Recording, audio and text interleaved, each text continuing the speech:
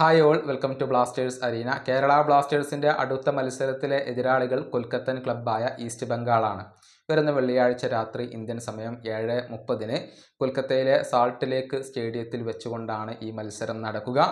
കേരള ബ്ലാസ്റ്റേഴ്സിന്റെ പ്രതിരോധ നിര താരമായ ഐബന് ഈ മത്സരത്തിൽ കളിക്കാൻ കഴിയില്ല. കാരണം റെഡ് കാർഡ് കണ്ടുകൊണ്ട് അദ്ദേഹം ഇപ്പോൾ സസ്പെൻഷനിന്റെ പിടിയിലാണ്.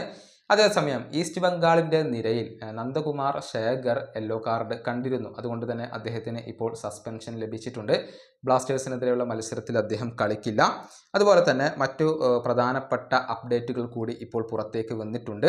അതായത് ഈസ്റ്റ് ബംഗാളിൻ്റെ വിദേശ താരമായ ഹെക്ടർ യൂസ്റ്റെ ഇപ്പോൾ തിരിച്ചെത്തിയിട്ടുണ്ട്. കേരള ബ്ലാസ്റ്റേഴ്സിനെതിരെയുള്ള മത്സരത്തിൽ അദ്ദേഹം അവൈലബിൾ ആയിരിക്കും എന്നുള്ള റിപ്പോർട്ടുകളാണ് പുറത്തേക്ക് വന്നിട്ടുള്ളത്. ഇതിനു മുൻപ് നടന്ന മത്സരത്തിൽ ഹെക്ടർ യൂസ്റ്റെ പരിക്ക് കാരണം കളിച്ചിരുന്നില്ല.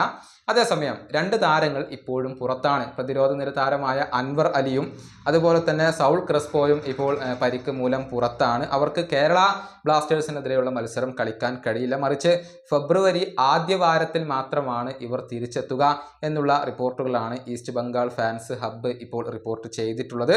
ഏതായാലും അൻവർ അലി, സൗൾ ക്രെസ്പോ അതുപോലെ തന്നെ നന്ദകുമാർ ശേഖർ എന്നിവർ കേരള ബ്ലാസ്റ്റേഴ്സിനെതിരെ കളിക്കാൻ ഉണ്ടാവില്ല എന്നത് ഉറപ്പായി കഴിഞ്ഞിട്ടുണ്ട്.